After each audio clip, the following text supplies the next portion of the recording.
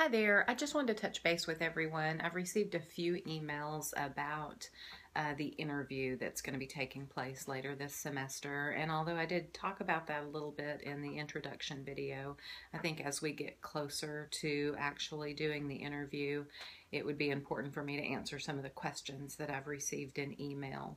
One of the questions has to do with the number of interviews that you will be doing.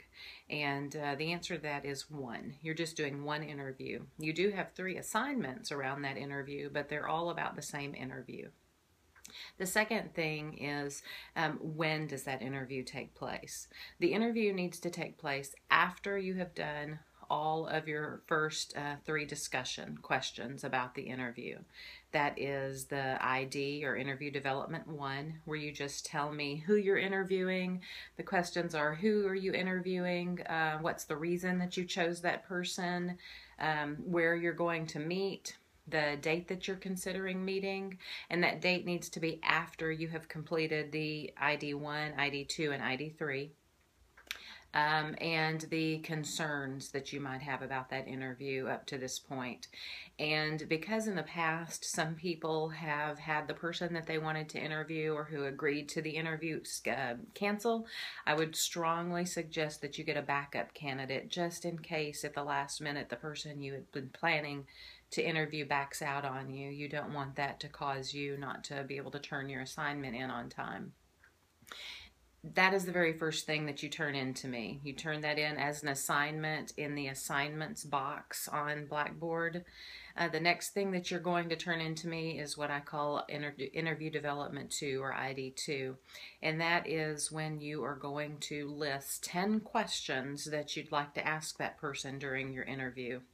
I've received the question, what questions do I need to ask? And the answer to that is ask anything that you want to. If you reflect back to interview development 1, where you've told me the person that you want to interview and the reason you want to interview them, my hope is that you're interviewing someone that you're interested in, not just because they're a convenient person to interview, but because there are things about them you'd like to know a little more in depth. Sometimes people have interviewed their boss because maybe they're interested in the work that that person does or why they've chosen to do that work. Or someone's interviewed their spouse because they'd like to know a little bit more about their childhood or their history. Or they've interviewed a coworker or a friend. Whoever that you've chosen to interview, hopefully there are things that you'd like to know a little bit more about them. So you just make up 10 questions, 10 things you'd like to know, and you develop those into questions. Now, the important part about this is the questions need to be open questions. And an open question, just to sum up what an open question is, an open question cannot be answered with yes or no. So an example is, if I want to know where someone grew up, instead of saying, did you grow up in Denton or did you grow up in Texas, which could only be answered as yes or no, you might answer, you might ask them, tell me about where you grew up.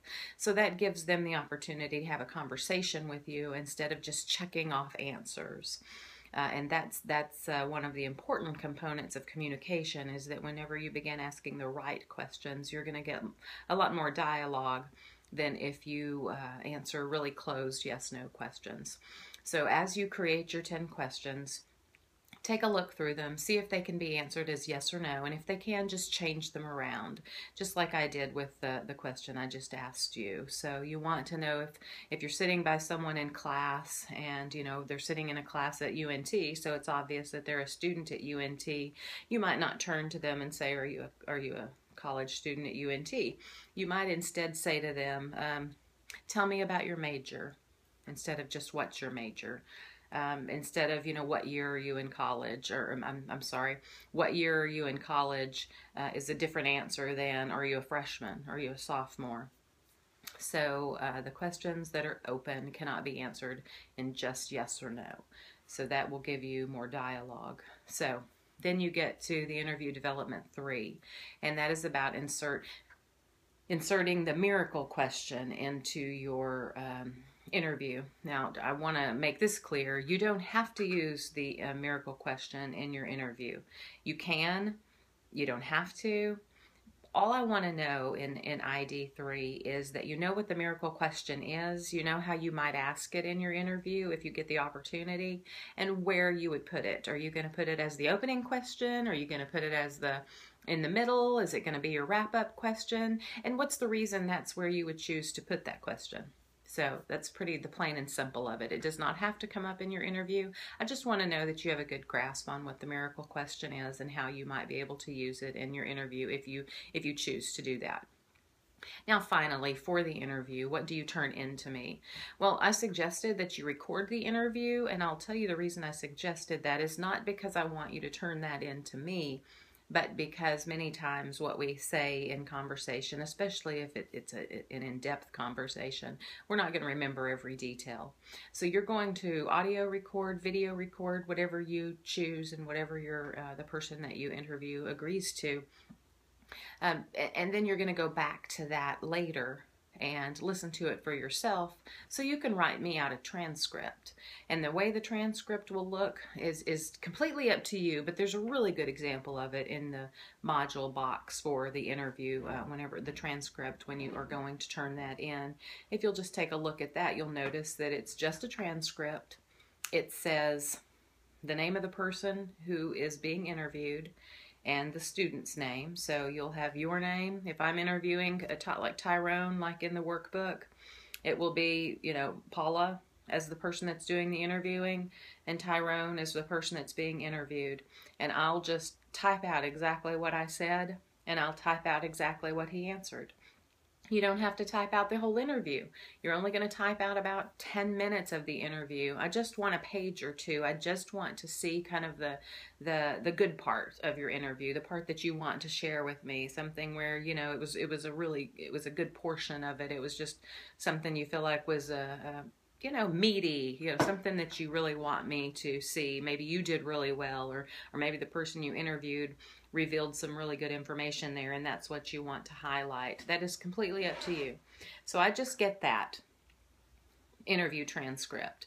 Whenever you are finished typing just your he said this, I said this, he said this, I said this, in a transcript style, just like a screenplay, like a movie, you will then go back and hopefully you'll choose to do it in another color just so it's easier for both of us to follow along. You'll then tell me what communication skills you used. So maybe you inserted the miracle question. So just in brackets and maybe in a different color, you'll say, here's where I used the miracle question. Or you'll say, this was an open question, or instead of using words, I nodded. Whatever you used in the communication skills that we'll be learning in later modules, just insert those in there, just like you see in the example on the interview transcript that's given as an example during that module. And then finally, what you'll do is you'll just go back and again, maybe this will be in a different color for all of us to understand the best way possible. You'll just indicate things that you saw yourself doing in the interview that really went well, and things that you'd change if you had it to do over again.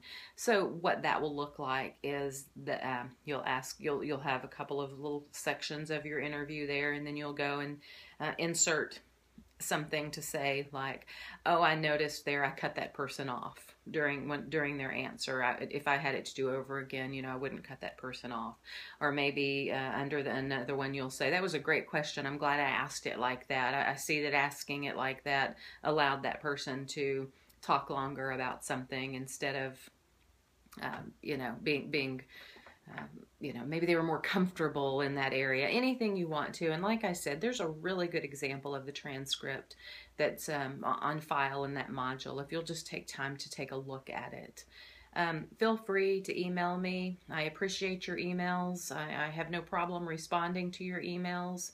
I do encourage you when it comes to things like due dates or when quizzes open and close or things of that nature. Just take a look at the schedule, because I feel like if you look at the schedule, you're probably going to get a lot of the information right there, and it will save you having to wait on me to respond to your emails.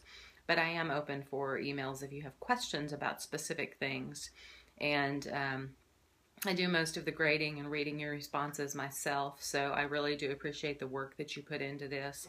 And at this point, I'm really excited whenever I'm starting to read into the discussion questions 2, and some of you are even on to 3 and 4. I'm really excited to see that you guys are getting into the workbook and that you're getting something personal out of it. Like I said when we first began this class, that's probably one of my favorite things about this class, is that you do learn some communication skills, but so many of you tell me in the end that you've learned so much about yourself, and that's what I'm always hoping for, especially if you intend to be a helping professional or just want to have more in-depth, authentic relationships in your life.